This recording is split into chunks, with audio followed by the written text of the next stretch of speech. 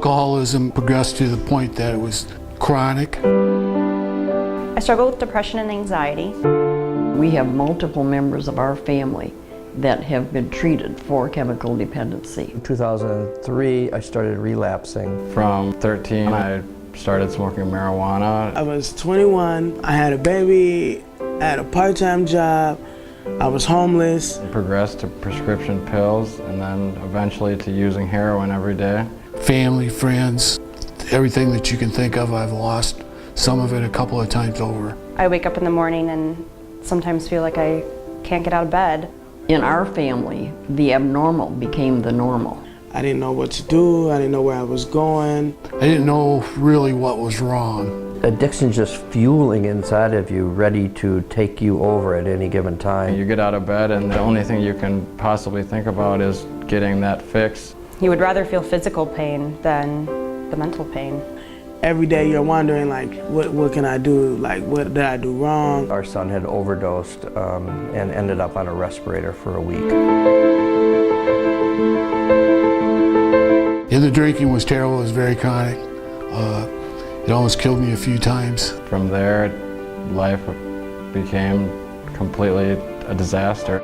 You lay there at night wondering if they're all right, and you just hope that they will accept the treatment that they can get.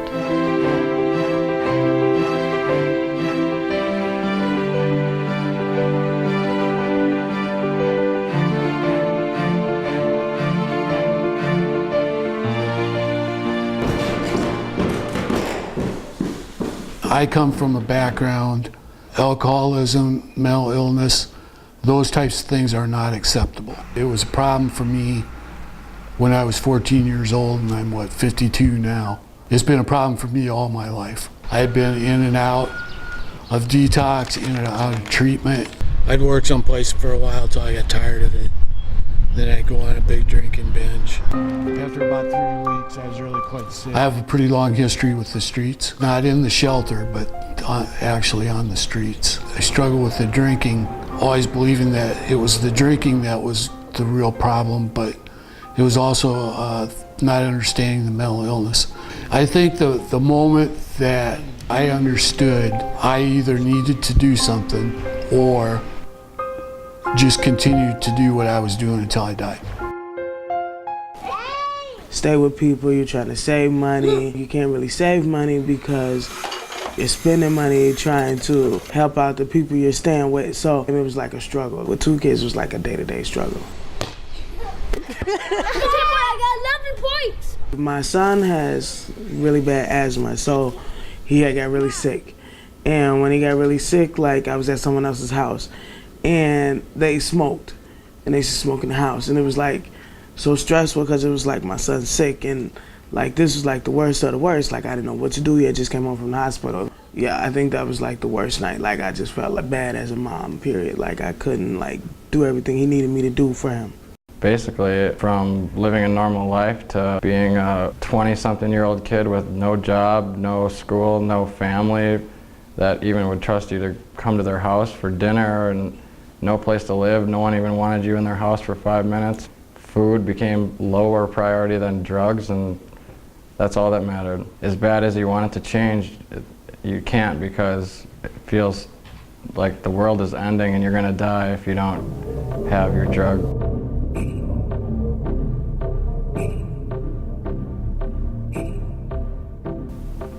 Became one big fiasco, and I got arrested and charged with a bunch of crimes for things I would never do normally or even consider doing. Had I not been able to come here from jail, I probably either would be in prison still or would have probably died.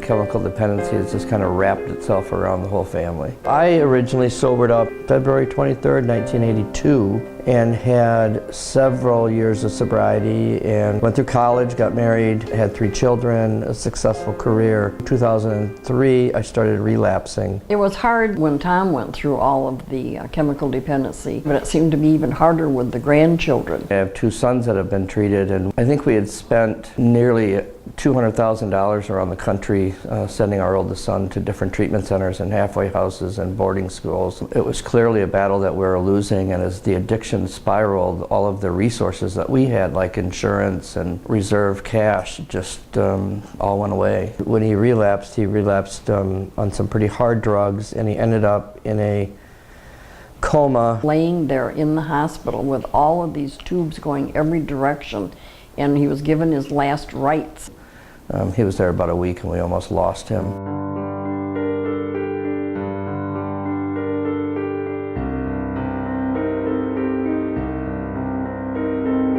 You know, our family used to be just entrenched in active addiction, and now it is fully engaged in recovery. Every time we've come to Tellurian, it's just been a great experience.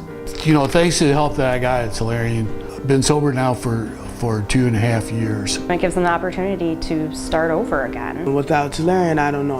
I don't know if I would still be homeless or what would be my future for my children. Everything they offer, from counseling to the support that you need in every part of your life to fix your relationship with family, and then get a job and go back to school and do the things you need to do to live a normal life again.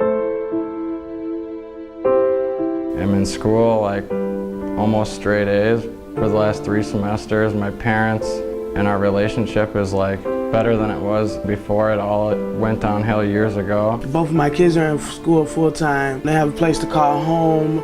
I've learned what it is to have good rental history. I've learned what it is to have a foundation and to appreciate that. They've been given a new life. Both of my sons are in college and doing well. I went from being a pile in the middle of the street to being a worthwhile human being. My oldest son is getting married this summer, and we're just real grateful. And I show up for my life every day now, instead of just waiting for it to end.